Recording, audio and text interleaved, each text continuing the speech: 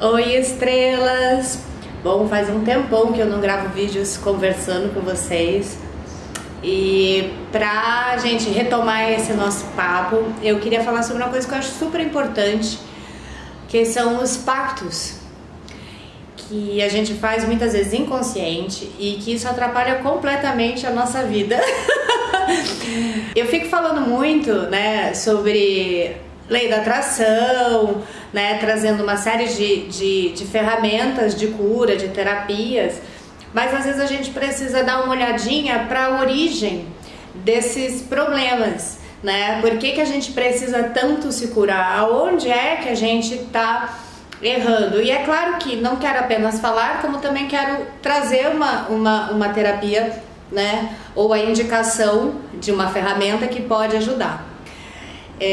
Eu vou olhar para baixo um pouco às vezes, porque eu anotei umas coisas que eu não quero deixar de falar para vocês. E nossa, aqui tá um frio, né? Tipo. Bom, vamos lá. Às vezes a gente cria um pacto ou vive esse pacto quando a gente percebe que por mais que a gente faça, as situações se repetem. São os famosos ciclos repetitivos. Então, se você quiser saber um pouquinho sobre o que são esses ciclos, como identificar esses padrões e como limpar, fica aí. Muitas vezes a gente fica tentando acertar e não consegue acertar. Isso tem a ver com padrões de comportamento que se repetem. E assim, parece, né, que a gente acha que as palavras não têm poder, mas assim, não é só o pensamento que tem poder. Aquilo que você fala também tem poder, até porque o que você fala veio de um pensamento que você verbalizou, né? Então a gente tem essa vibração, e por mais que a gente queira viver positivo, focar positivo, quando a gente emana ou fala negativo, a gente está atraindo essa negatividade. Então eu vou tentar explicar um pouquinho sobre o que são esses pactos de sofrimento e como é que a gente pode se libertar deles, quebrando a raiz, né, desses ciclos repetitivos. Bom, um pacto de sofrimento é um acordo que nós fazemos com nós mesmos, normalmente diante de uma situação ruim. Quando acontece com a gente ou quando acontece com alguém próximo a nós. Essas situações ruins, elas acabam sendo um decreto ou um acordo que a gente faz com a nossa alma. Por exemplo, eu nunca mais quero passar por isso novamente. Quando a gente fala eu nunca mais quero passar por isso novamente, a gente está focando apenas na parte ruim do que aconteceu, seja uma traição, por exemplo.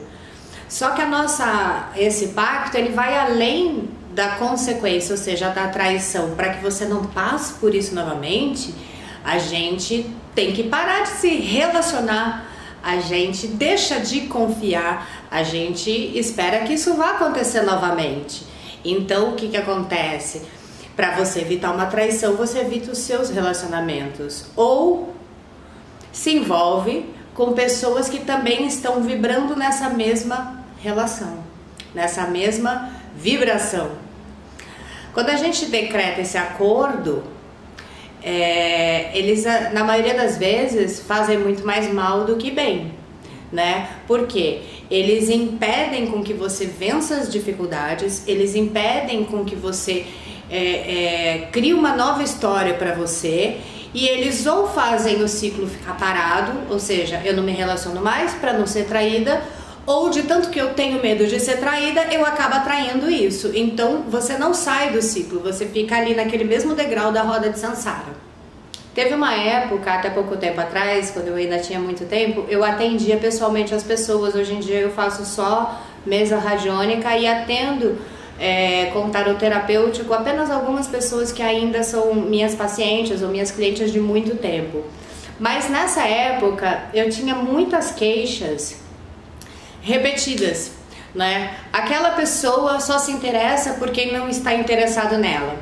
Isso era uma coisa que eu encontrava muita gente que acabava se interessando, estando apaixonada só por quem não estava afim dela.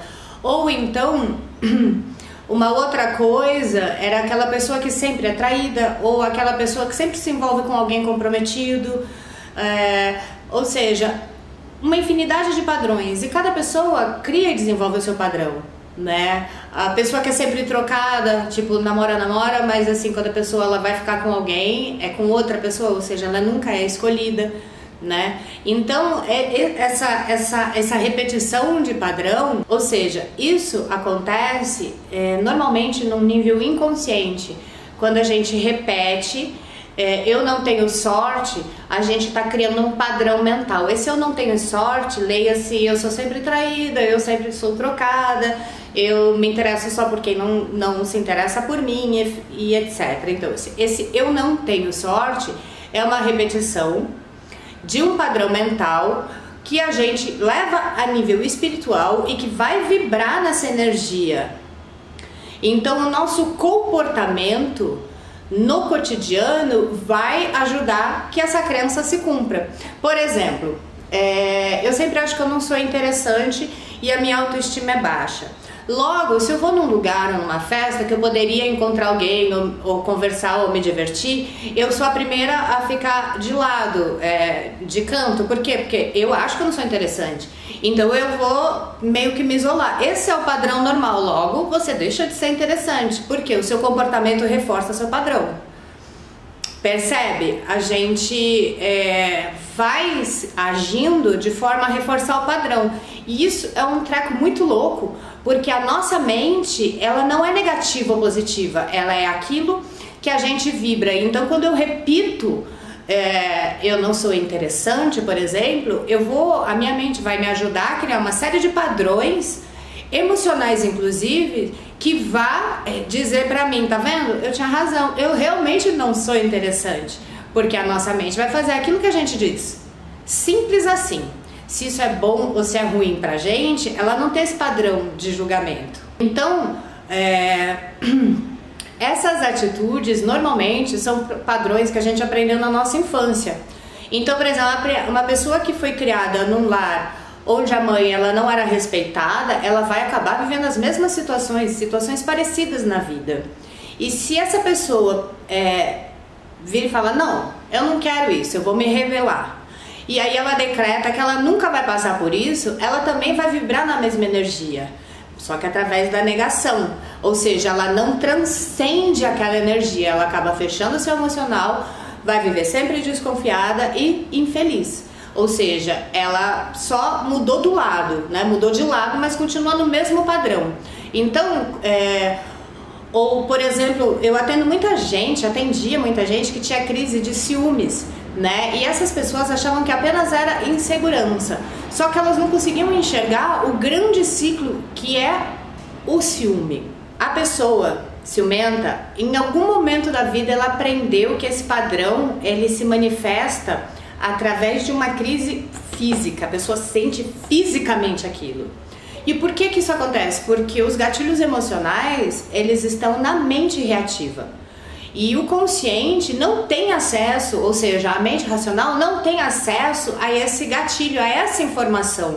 Então, o que acontece? Na prática, a pessoa ela sente aquilo e aí depois a mente vai lá e fala, peraí, por que eu tô sentindo isso?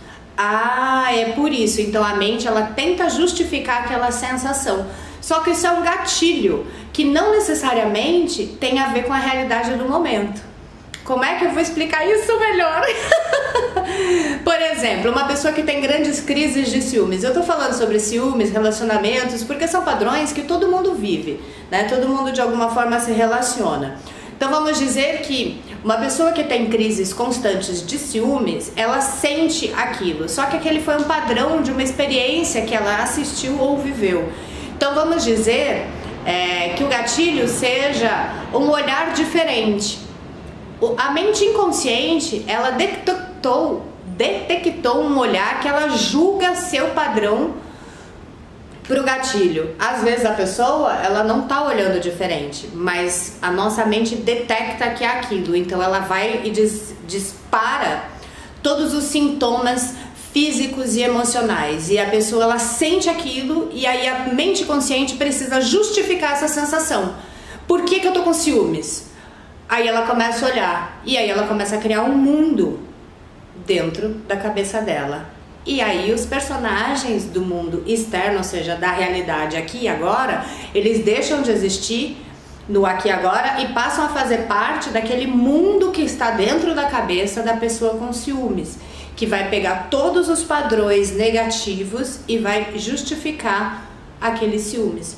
Por isso que as crises de ciúmes que não têm grande justificativa são de pessoas que têm isso naturalmente.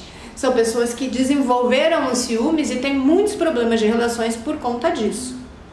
Só que a pessoa que ela tem essa crise, ela acha que ela tem essas crises por insegurança. Então ela codifica, eu me senti assim porque eu sou insegura. Mas ela não percebe que existe um gatilho que desencadeia isso. E que muitas vezes aquele relacionamento não tem um mínimo de motivo para que ela se sinta insegura.